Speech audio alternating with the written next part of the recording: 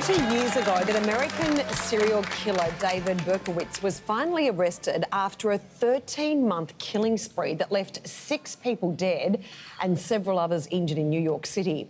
Now, the man who called himself the son of Sam is back in the news after being hospitalised just weeks after sitting down for a revealing interview.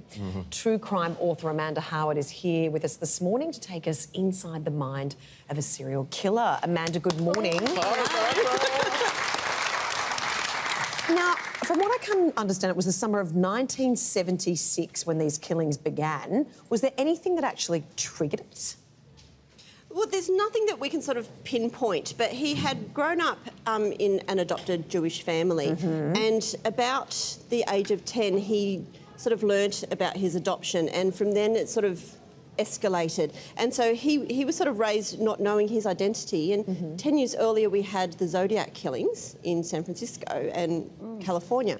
And so what had happened then is that he sort of used sort of almost a copycat of what was happening there 10 years later, and it just escalated. We have talk of his name being Son of Sam, which was actually the man next door's name was Sam Carr, and he blamed Sam's dog Harvey, was telling him that he needed to go out and murder women. Wow. Whoa. So was the fact that he called himself the son of Sam, did that speak to his weird adoption issues or parental issues, that he'd sort of, because he didn't know who his identity was, he attached himself to either the Zodiac killer or the next door neighbour's dog or whatever? Or what's... I think it was a bit of a ploy. What's behind the name? I think he's a very clever man. Right. A lot smarter than we give him credit for. Yeah. He was about giving himself a storyline, and it was about the fame. This is why we have this. Son of Sam? Why Son of Sam? Why not just Sam or? Why not Son of Harvey or something? Yeah, exactly. Considering Ed was the dog that was doing all of this. It was just something that he attached himself to. Sam Carr was almost like a father figure to him because it was outside of his own family life, and it was, you know, non-Jewish and just very different to what he was used to. And it's just it just gave him that ability to give himself a new identity because he didn't like his own identity with these thoughts in his brain. So, Amanda, to someone like that, it sounds like what they do is premeditated, is it? Or is it just random? He just suddenly got overwhelmed with an urge? Or was it something he set out to do each time? He set out to do this on those nights that happened. In fact, if he hadn't been arrested the night he was, which was 40 years ago, 3 months ago, he would have actually gone on a mass murdering rampage. There was a rampage coming. He was going to go into a disco and shoot as many people as he could. That's what he'd planned for a couple of nights later. And I was looking into a story earlier on this, and is it true that he was targeting for whatever women with long dark hair? And in New York, a lot of women started dyeing their hair and cutting it short. Absolutely, and this is how he actually got caught, is that the police were going out and getting these courting couples that were parking in lovers' lanes, telling them, go home. There is a madman out here shooting couples in cars. And the girls were saying, yeah, but I don't have the long hair. I don't have this. I don't look like this. And they thought that they were safe. Oh my God. But that's how they ended up catching him, is because the police were taking down numbers and gave him a parking ticket for parking next to a hydrant. That's how they caught him. Wow. Amanda, it did appear, though, that he did ultimately want to be captured. Would that be right? He wanted the fame, yes, which is why we have the Son of Sam laws now, because he decided, well, I'm going to go on Phil Donahue and I'm going to get interviewed and I'm going to write my own book and I'm going to tell the story of what a serial killer is.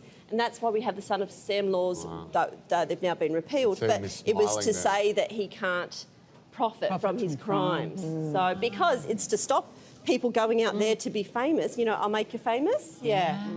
Now, talking about Berkowitz, he recently gave his first interview in 10 years to CBS News. Let's take a look at it.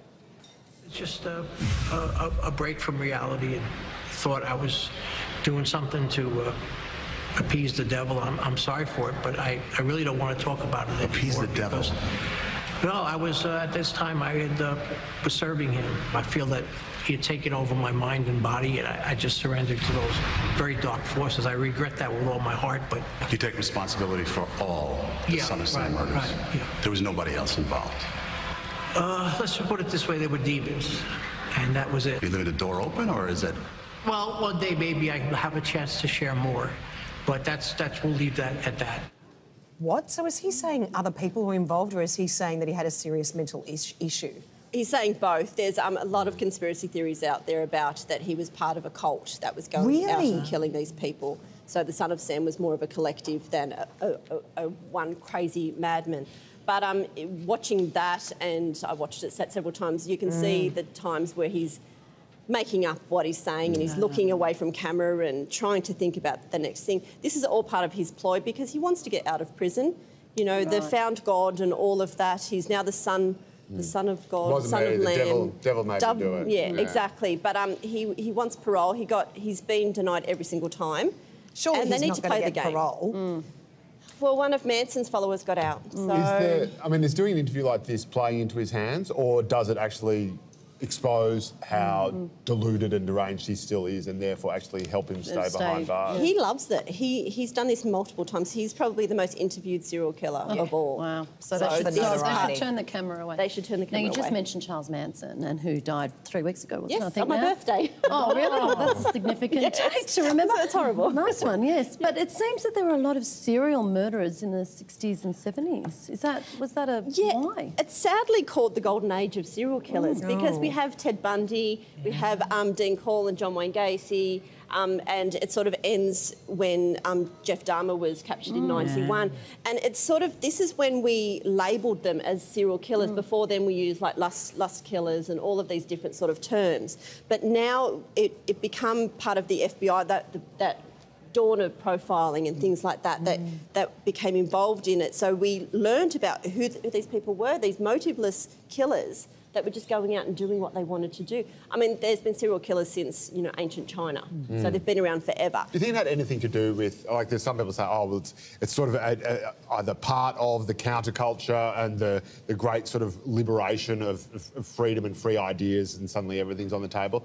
Or do you think it was just that we noticed it more in this period, and this is when we Maybe found drugs out and that's what it was? schizophrenia Yeah, and drugs and stuff like that. anxiety. That's right. It becomes something that they were reporting on. It used to be, we don't want to talk about that there's a madman on the loose, but then the press got involved, and with things like the O.J. Simpson car chase, everyone tuned in. We all watched the trial, and they realised that we're all basically ambulance chasers. We want to know that we're okay compared to them, and I think that's what it comes down to. Yeah. Amanda Howard, thanks so much for joining us this morning. I appreciate it.